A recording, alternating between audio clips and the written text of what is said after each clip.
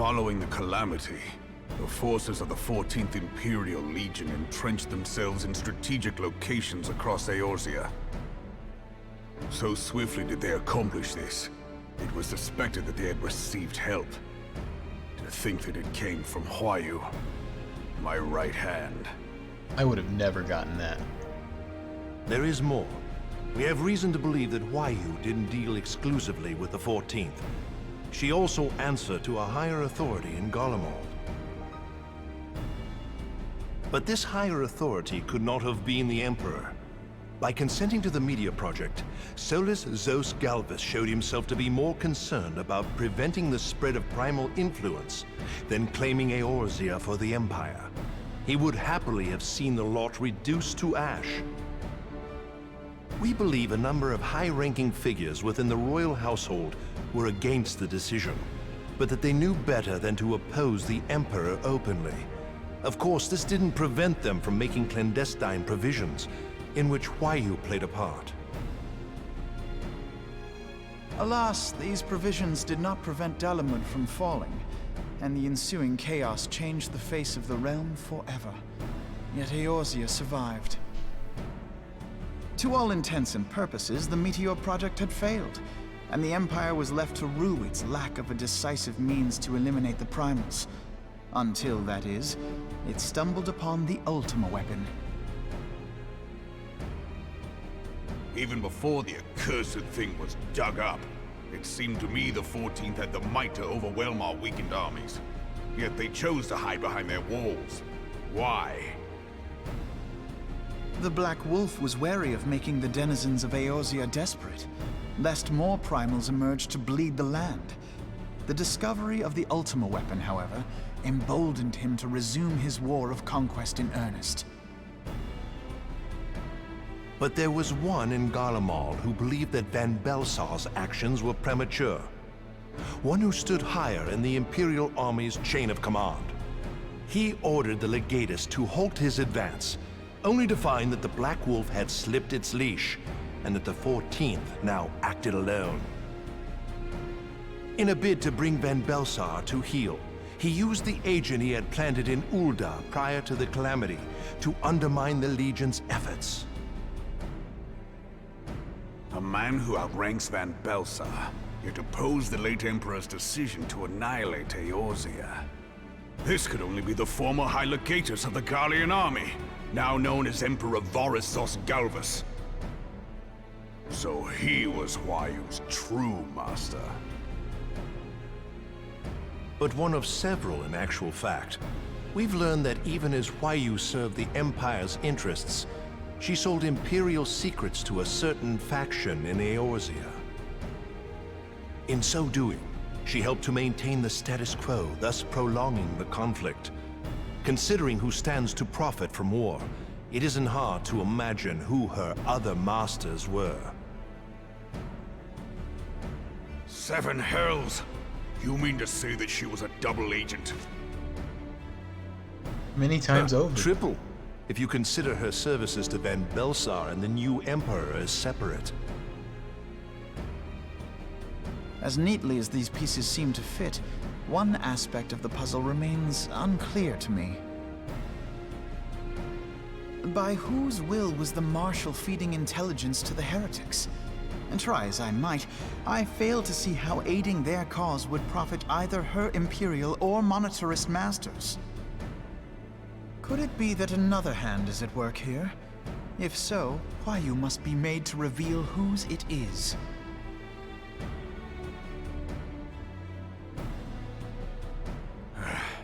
Not only have I lost a trusted friend, now I must interrogate her as a stranger. Not a pleasant task, I grant you, but a necessary one. Unless we weed out the ivy, root, stalk, and stem, it will simply grow back. I know that full well. Those closest to Hyur have already been detained, and I will question them alongside her.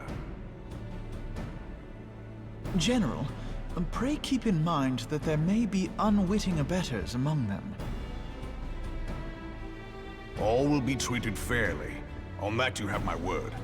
Those who are innocent have no cause to fear. You have ever been a friend of truth, General. I hope the unpleasant task of weeding out falsehood will not detain you too long. Though it be for the sake of Eorzea, doubting one's comrades is poison to the soul.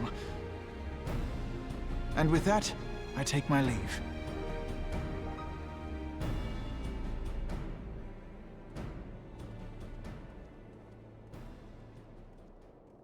We may approach 2 hours in this stream after all.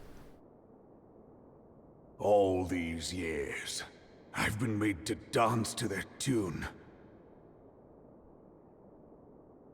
How could you, Hyur? How could you side with them? Those cankers who take from this land and give naught in return, who use their power to disempower and grow fat while the people starve. I know you can hear me, monitor as scum! Your crimes will not go unpunished! One day I will purge this land of your sickness! Before the eyes of the 12, I swear it! Ah!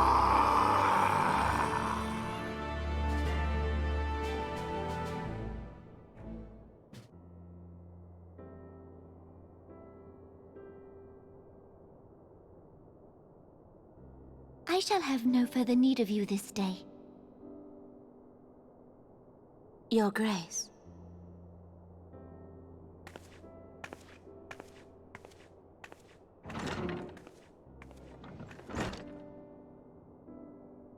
I fear that not even mine own chambers shall remain private for long. Has the situation grown so grim?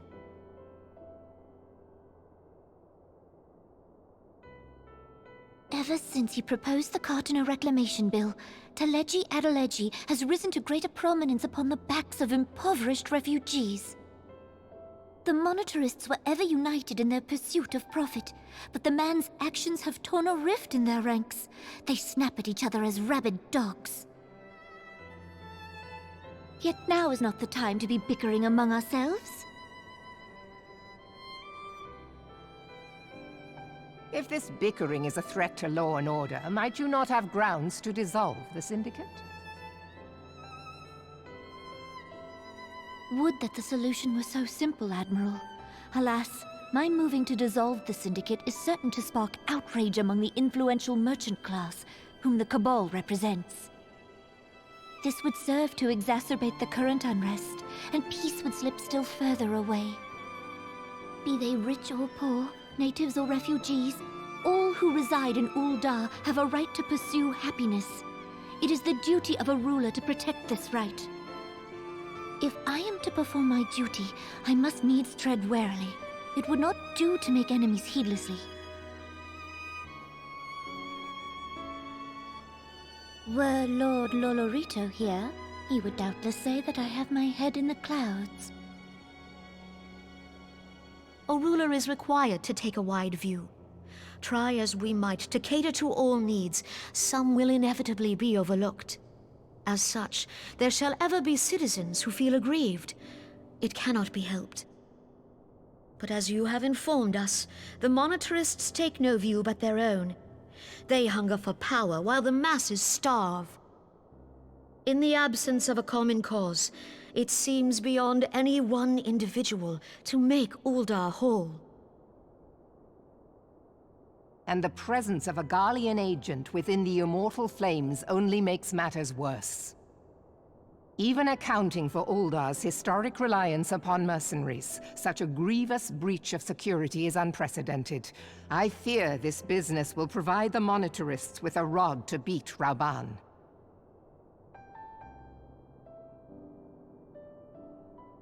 Eorzea can ill afford for the Immortal Flames to be dampened now. Ere long, the Garleans will turn their ravenous gaze toward our lands once more. If we are to resist their might, our nations must stand together. Yet for this to happen, our nations must be whole.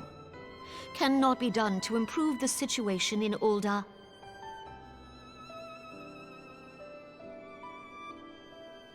The true wealth of Ul'Dah lies in the health, happiness, and hopes of her citizens. Alas, The citizens shall never know these things, so long as their lives are ruled by the ambitions of the few. The monetarists claim to represent the best interests of the people, but in sooth they desire only to manipulate them for their own selfish ends. For the government to serve the people, it must be formed of the people. For Ul'Dah to move forward, it is not only the Syndicate that must be dissolved. Nay, you jest.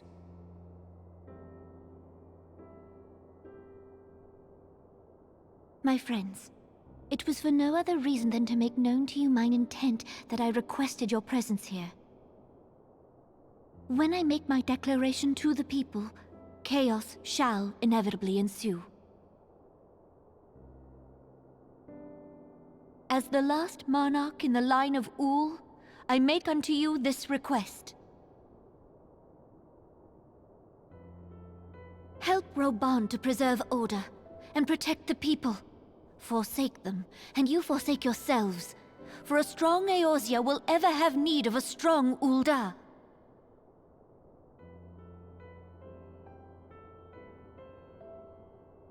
Your Grace, are you certain of this? There is no other way. When the time is ripe, the nation shall become a true republic. Both royalists and monetarists shall cease to be. Ul'Dah will no longer belong to kings or queens or merchant princes, but to her people.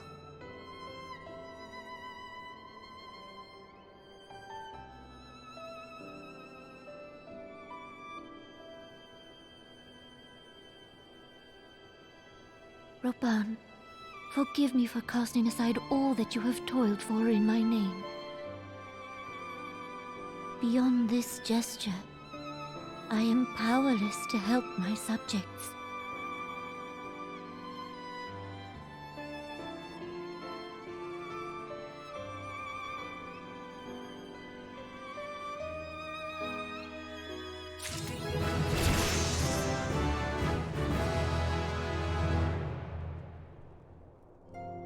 Sorry, I was muted. What a way to level up. Wow.